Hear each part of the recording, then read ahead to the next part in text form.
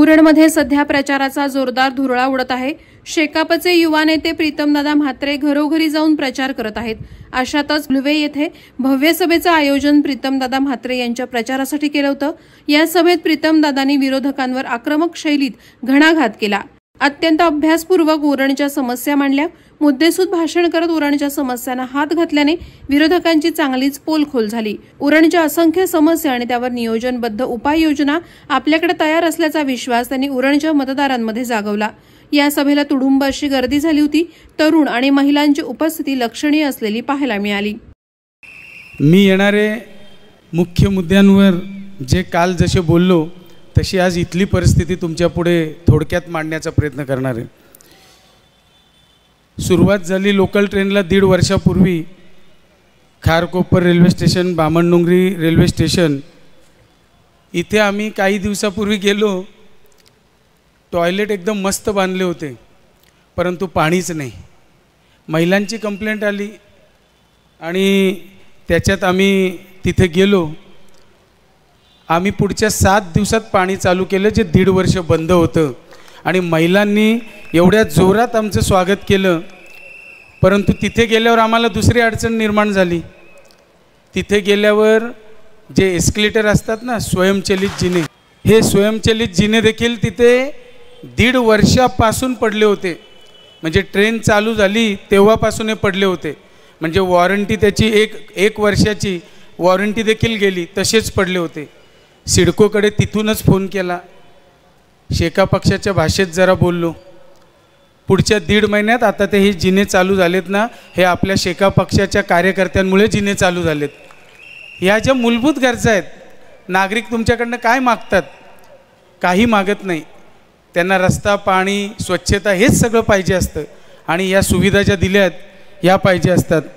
नंतर फेरीवाले जे आता आपल्याला रस्त्यावर दिसतात, फेरीवाले काही त्याच्यात बिचारे आपले अपंग बांधव देखील तिथे स्टॉल मांडून आहेत।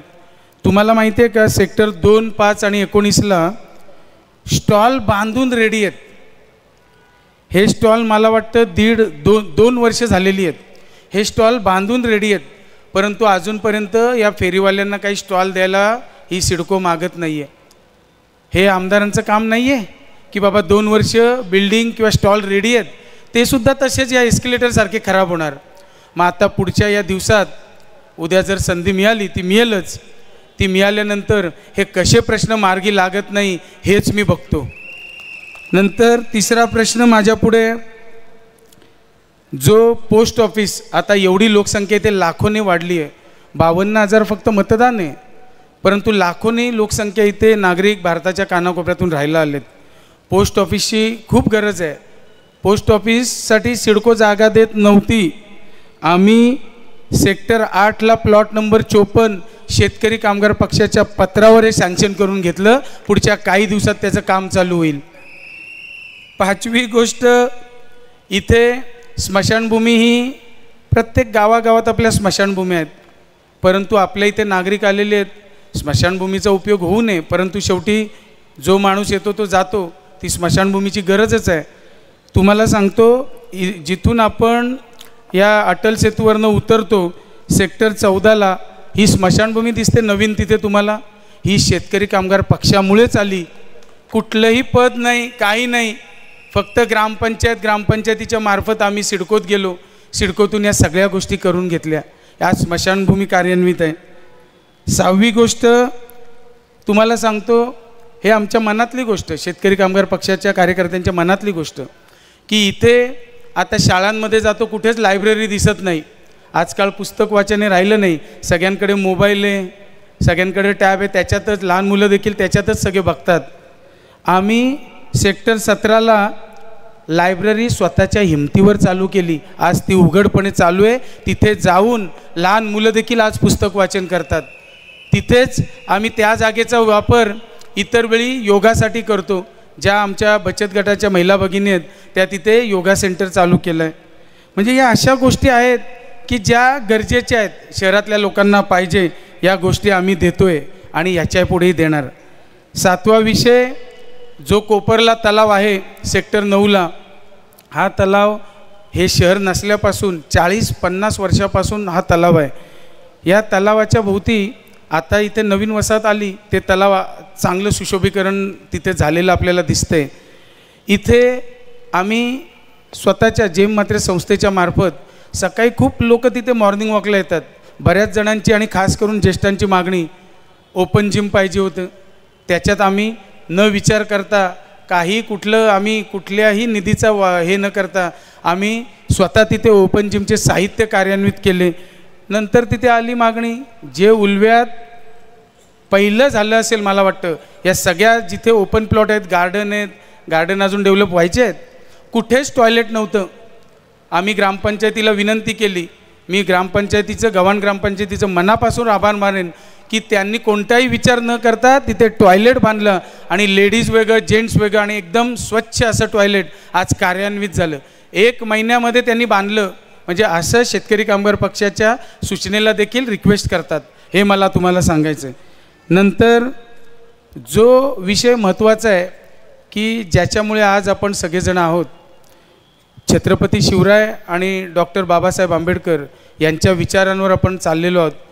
तर ह्या उल्वे नोडमध्ये महाराजांचं स्मारक पाहिजे किंवा बाबासाहेबांचं विहार पाहिजे, बौद्ध विहार पाहिजे, ही मागणी शेतकरी कामगार पक्षाने पहिली केली आणि तसे प्लॉट देखील सँक्शन केले, जेणेकरून आपल्या या सगळ्या पिढीवर यांचा विचार पडावा. आता तुम्हाला सांगतो, हे विषय मोजकेच घेतलेत जे गरजेचे आहेत. काल पण तसंच केलं. एवढे विषय जर राहिले असतील तर मला या महेश बालदींना प्रश्न करायचा आहे, तुम्ही नक्की करता काय करतात? जरा उल्वेवाल्यांना सांगा ना. फक्त इलेक्शन आलं की सोसायट्यांना भेट द्यायला येता आणि इतर वेळी 5 वर्ष तुम्ही इथे नसता. 5 वर्ष कामं करायला शेतकरी कामगार पक्षाची सगळे कार्यकर्ते आणि मंडळी असतात. मग तुम्ही सांगा ना, तुम्हाला मत मागायचा इथे अधिकार आहे का?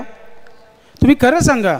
मला उल्वेवासियांना सांगायचं आहे की जर हे सोसायट्यांमध्ये आले ना, तर यांना खरोखर सोसायटीचा गेट बंद केला पाहिजे, या भावनेचे आता तुम्ही झाले पाहिजेत.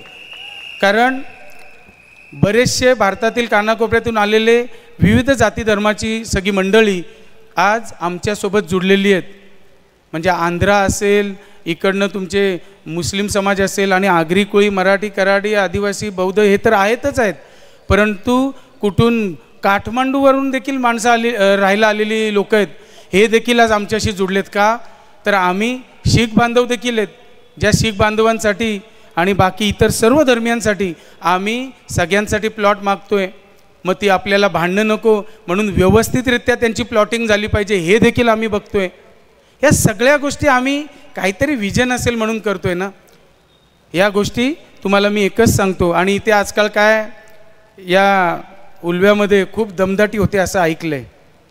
मला वाटतं तरुणांना आणि काही ठराविक कार्यकर्त्यांना खूप दमदाटी किंवा काही फोन येतात. तुम्हाला सांगतो, अशी दमदाटी झाली ना, हा प्रीतम म्हात्रे हात फोल्ड करून बसलेला आहे, त्यांना चोख उत्तर दिल्याशिवाय राहणार नाही, हे देखील तुम्हाला मी सांगतो. इथे गाववाले किंवा शहरवाले असा मतभेद नाही आहे किंवा दुजाभाव नाही आहे. इथे जे राहायला आलेत ना, ते देखील आपले गाववाले झालेत.